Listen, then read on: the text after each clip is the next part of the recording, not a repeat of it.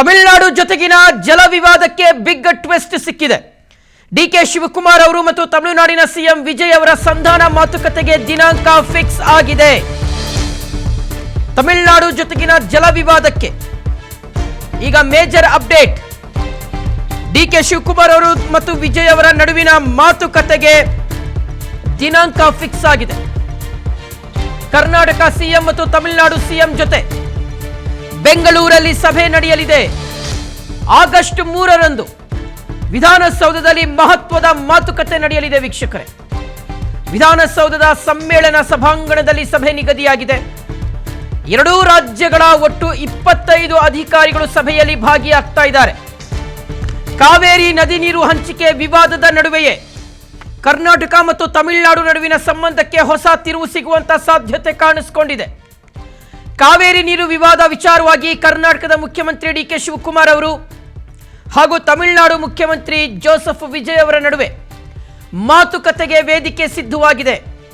ಮಳೆ ಕೊರತೆಯ ಕಾರಣ ಜಲಾಶಯಗಳಲ್ಲಿ ನೀರಿನ ಸಂಗ್ರಹ ತಳಮಟ್ಟಕ್ಕೆ ತಲುಪಿದ್ದು ಕಾವೇರಿ ನದಿ ನೀರು ಹಂಚಿಕೆ ವಿವಾದದ ಸ್ವರೂಪ ಪಡೀತಾ ಇರುವಂತಹ ಮಧ್ಯೆಯೇ ಎರಡೂ ರಾಜ್ಯಗಳ ಮುಖ್ಯಮಂತ್ರಿಗಳು ನೇರವಾಗಿ ಮಾತುಕತೆಗೆ ಮುಂದಾಗಿದ್ದಾರೆ. ಆಗಸ್ಟ್ 3ರ ಮಧ್ಯಾಹ್ನ ವಿಧಾನಸೌಧದ ಸಮ್ಮೇಳನ ಸಭಾಂಗಣದಲ್ಲಿ ಈ ಒಂದು ಸಭೆ ನಿಗದಿಯಾಗಿದೆ. ಈ ಹಿನ್ನೆಲೆಯಲ್ಲಿ ವಿಧಾನಸೌಧದ ಸಮ್ಮೇಳನ ಸಭಾಂಗಣದಲ್ಲಿ ಸಿದ್ಧತೆಗಳು ಸಹ ನಡೀತಾ ಇದೆ. ಸ್ವಚ್ಛತೆ, ಎಸಿ ಕ್ಲೀನಿಂಗ್, ನೆಲಹಾಸು ಬದಲಾವಣೆ ಸೇರಿದಂತೆ ಉಭಯ ರಾಜ್ಯಗಳ ಬಾವುಟಗಳು ಮತ್ತು ಲಾಂಛನಗಳ ಅಳವಡಿಕೆ ಕಾರ್ಯ ನಡೀತಾ ಇದೆ. ಇನ್ನು ಈ ಒಂದು ಸಭೆಯಲ್ಲಿ ಎರಡೂ ರಾಜ್ಯಗಳ ಸಚಿವರುಗಳು ಮತ್ತು ಅಧಿಕಾರಿಗಳು ಸೇರಿ ಒಟ್ಟು 25 ಜನರಿಗೆ ಆಸನದ ವ್ಯವಸ್ಥೆಯನ್ನ ಮಾಡಲಾಗಿದೆ. ಈ ಒಂದು ಸಭೆ ಒಂದು ತಾರ್ಕಿಕ ಅಂತ್ಯಕ್ಕೆ ಬರಬೇಕು. ಈ ಒಂದು ಸಭೆ ಫಲಪ್ರದವಾಗಬೇಕು. ಯಾಕೆಂದ್ರೆ ವೀಕ್ಷಕರೇ, ಈ ಹಿಂದೆ ಜಯಲಲಿತಾ ಅವರು ಇದೇ ರೀತಿಯಾಗಿ ಬಂದು ಮಾತುಕತೆ ನಡೆಸೋದಕ್ಕೆ ಮಾತ್ರ ಸೀಮಿತ ಮಾಡಿಕೊಂಡ್ರೆ ವಿನಃ ಸಮಸ್ಯೆಯನ್ನ ಬಗೆಹರಿಸುವ ನಿಟ್ಟಿನಲ್ಲಿ ಅವರು ಕಾರ್ಯೋನ್ಮುಖರಾಗಿಲ್ಲ. ಅಟ್ಲೀಸ್ಟ್ ವಿಜಯ್ ಅವರು ಆದರೂ ಹಂಗೆ ಮಾಡ್ತಾರೆ ಅನ್ನೋದನ್ನ ಕಾದು ನೋಡಬೇಕಾಗಿದೆ. ಆಕೆ ಡೀಟೇಲ್ಸ್ ಕೊಡ್ತಾರೆ ನಮ್ಮ ಪ್ರತಿನಿಧಿ ಧ್ರುವ. ಈಗ ಲೈವ್ ಅಲ್ಲಿ ಕನೆಕ್ಟ್ ಆಗ್ತಾ ಇದ್ದಾರೆ. ಧ್ರುವ, ಮಹತ್ವದ ಮಾತುಕತೆಗೆ ದಿನಾಂಕ ಫಿಕ್ಸ್ ಆಗಿದೆ. 3ನೇ ತಾರೀಕು, ಆಗಸ್ಟ್ 3ನೇ ತಾರೀಕು.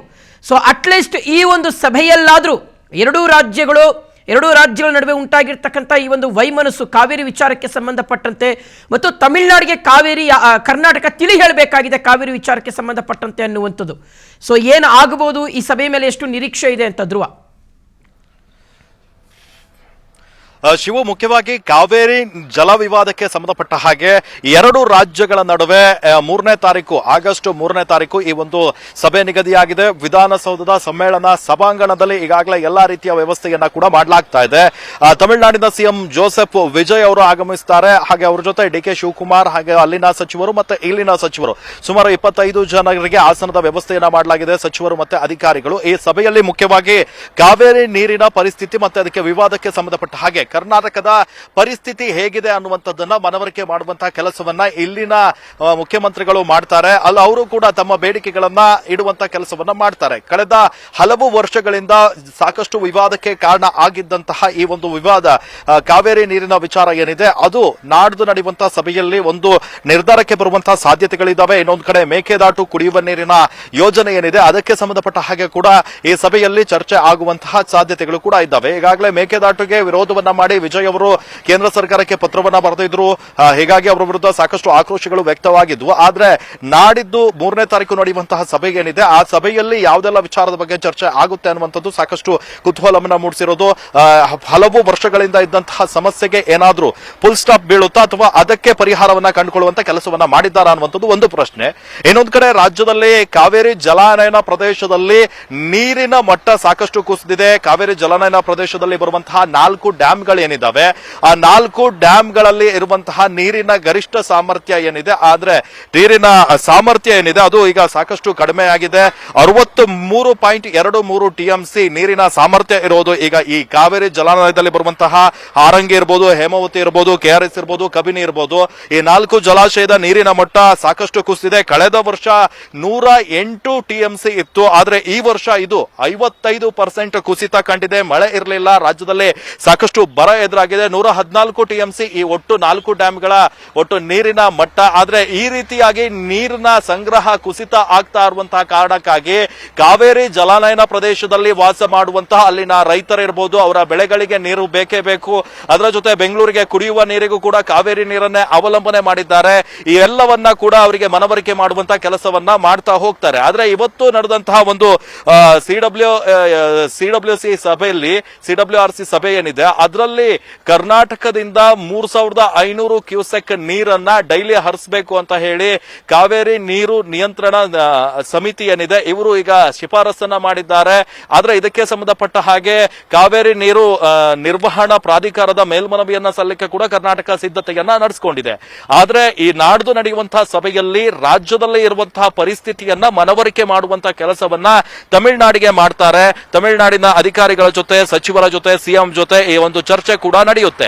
ಸಭೆಯ ನಂತರ ಯಾವ ನಿರ್ಧಾರವನ್ನ ಕೈಗೊಳ್ತಾರೆ ಒಮ್ಮತದ ಮೇರೆಗೆ ಅದನ್ನ ಕಾದ್ ನೋಡಬೇಕಾಗಿದೆ. ಸಾಕಷ್ಟು ಕುತೂಹಲವನ್ನ ಕೂಡ ಮೂಡಿಸಿದೆ. ಇದರ ನಡುವೆ ಜೋಸೆಫ್ ವಿಜಯ್ ಅವರು ಮೇಕೆದಾಟು ವಿರೋಧಿಸಿ ಬರೆದಂತಹ ಪತ್ರಕ್ಕೆ ರಾಜ್ಯಾದ್ಯಂತ ಸಾಕಷ್ಟು ಆಕ್ರೋಶ ವ್ಯಕ್ತವಾಗಿತ್ತು. ಮಂಡ್ಯದ ಭಾಗದಲ್ಲಿ ಪ್ರತಿಭಟನೆಯನ್ನ ಕೂಡ ಮಾಡ್ತಾ ಇದ್ದಾರೆ. ಇವತ್ತು ಕಾವೇರಿ ನೀರು ನಿಯಂತ್ರಣ ಸಮಿತಿ ಮಾಡಿರುವಂತಹ ಒಂದು ಆದೇಶಕ್ಕೂ ಕೂಡ ಈಗಾಗಲೇ ಪ್ರತಿಭಟನೆ ಆರಂಭವಾಗಿದೆ.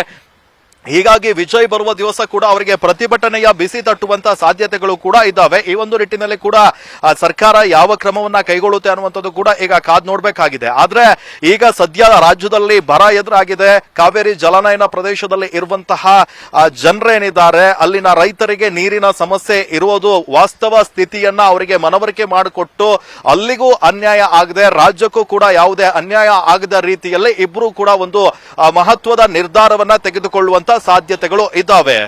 ಎಸ್, ಓಕೆ ಧ್ರುವ, ಈಗ ಒಂದು ಕರ್ನಾಟಕ ತಮಿಳುನಾಡಿಗೆ ನೀರೇ ಬಿಡೋದಿಲ್ಲ ಅಥವಾ ಬಿಟ್ಟೇ ಇಲ್ಲ ಅಂತ ಅಲ್ಲ. ಮಳೆ ಬಂದಂಥ ಟೈಮ್ನಲ್ಲಿ ಅವ್ರು ಬೇಡ ಅಂದ್ರೂ ಕೂಡ ಹೆಚ್ಚುವರಿಯಾಗಿ ನಾವು ನೀರನ್ನು ಬಿಟ್ಟಿರ್ತಕ್ಕಂಥದಕ್ಕೆ ಸಾಕಷ್ಟು ಉದಾಹರಣೆಗಳಿದ್ದಾವೆ, ನಿದರ್ಶನಗಳಿದ್ದಾವೆ. ಕಳೆದ ಸಲ ಎಷ್ಟು ನೀರು ಹರ್ಕೊಂಡು ಹೋಯಿತು ತಮಿಳುನಾಡಿಗೆ ಅನ್ನುವಂಥದ್ದನ್ನೇ ಸ್ವತಃ ತಮಿಳುನಾಡಿಗರೇ ನೋಡಿದ್ದಾರೆ. ಇದೆಲ್ಲದರ ನಡುವೆ ಈ ಹಿಂದೆ ಜಯಲಲಿತಾ ಅವರು ಬೆಂಗಳೂರಿಗೆ ಬಂದಿದ್ರು. ಇದೇ ವಿಚಾರಕ್ಕೆ ಸಂಬಂಧಪಟ್ಟಂತೆ ಆಗಿದ್ದಂಥ ಮುಖ್ಯಮಂತ್ರಿಗಳ ಜೊತೆಗೆ ಅವರು ಮಾತುಕತೆ ನಡೆಸಿದ್ರು. ಆದರೆ ಆಗ ಜಯಲಲಿತಾ ಅವರು ಈ ಒಂದು ಸಮಸ್ಯೆಗೆ ಅವರು ಒಂದು ರೀತಿಗೆ ಜಯಲಲಿತಾ ಅವರು ಹಠಮಾರಿ ಧೋರಣೆಯನ್ನು ಅನುಸರಿಸಿದ್ರೆ ವಿನಃ ಸಮಸ್ಯೆಗೆ ಪರಿಹಾರವನ್ನು ಹುಡುಕುವ ನಿಟ್ಟಿನಲ್ಲಿ ಅವರು ಕಾರ್ಯೋನ್ಮುಖರಾಗಿಲ್ಲ. ಅಟ್ಲೀಸ್ಟ್ ವಿಜಯ್ ಅವರಾದರೂ ಆ ರೀತಿಯಾಗಿ ಮಾಡ್ತಾರ ಅಂತ. ಯಾಕಂದರೆ ಕರ್ನಾಟಕದ ವಾದ ಏನಿದೆ ಅಥವಾ ಕರ್ನಾಟಕ ಏನು ಹೇಳ್ತಾ ಇದೆ ಅದನ್ನು ಬಹಳ ತಾಳ್ಮೆಯಿಂದ ವಿಜಯ್ ಅವರು ಕೇಳಿಸ್ಕೊಂಡ್ರೆ ಬಹುಶಃ ಸಮಸ್ಯೆಗೆ ಇತ್ಯರ್ಥ ಸಿಗಬಹುದು ಅಂತ ಅನ್ನಿಸ್ತಾ ಇದೆ ಅನ್ನೋದು ಧ್ರುವ. ಶಿವ, ಇಲ್ಲಿ ನಿರೀಕ್ಷೆ ಇರೋದು ಕೂಡ ಅದೇ. ವಿಜಯ್ ಅವರು ರಾಜ್ಯಕ್ಕೆ ಬರ್ತಾರೆ, ವಿಧಾನಸೌಧದಲ್ಲಿ ಸಭೆಯನ್ನ ನಡೆಸ್ತಾರೆ. ಈ ಸಂದರ್ಭದಲ್ಲಿ ರಾಜ್ಯದ ಅಧಿಕಾರಿಗಳು ಸಿಎಂ ಅವರು ಮಾಡುವಂತಹ ಮನವರಿಕೆ ಇರಬಹುದು, ಇವರ ವಾದವನ್ನ ಅವರು ಆಲಿಸಿ ಏನಾದ್ರೂ ಸಮ್ಮತಿಯನ್ನ ಸೂಚಿಸ್ತಾರ ಅನ್ನುವಂಥದ್ದು, ಮೇಕೆದಾಟು ಯೋಜನೆಗೆ ಒಪ್ಪಿಗೆಯನ್ನ ನೀಡ್ತಾರ ಅನ್ನುವಂತಹ ಒಂದು ನಿರೀಕ್ಷೆ ಒಂದ್ ಕಡೆ ಇದೆ. ಇನ್ನೊಂದು ಕಡೆ ಕಾವೇರಿ ಜಲ ವಿವಾದಕ್ಕೆ ಸಂಬಂಧಪಟ್ಟ ಹಾಗೆ ಇಬ್ರು ಕೂಡ ಸಮಸ್ಯೆಯನ್ನ ಪರಿಹಾರ ಕಂಡುಕೊಳ್ಬಹುದು, ನಿಮ್ಮ ಪರಿಸ್ಥಿತಿಗೆ ಅನುಗುಣವಾಗಿ ನೀರನ್ನ ಹರಿಸಿ ಅನ್ನುವಂಥದ್ದು. ಇಲ್ಲಿ ಈ ಒಂದು ಸಭೆ ಪ್ರಮುಖ ಪಾತ್ರವನ್ನು ವಹಿಸಿರುವಂತದ್ದು. ಈಗ ಸದ್ಯ ರಾಜ್ಯದಲ್ಲಿ ಬರ ಶುರುವಾಗಿದೆ. ರಾಜ್ಯದಲ್ಲಿ ಬಹುತೇಕವಾಗಿ ಮಳೆ ಇಲ್ವೇ ಇಲ್ಲ, ಸಂಪೂರ್ಣವಾಗಿ ಡ್ಯಾಂಗಳು ಬರಿದಾಗ್ತಾ ಇದ್ದಾವೆ.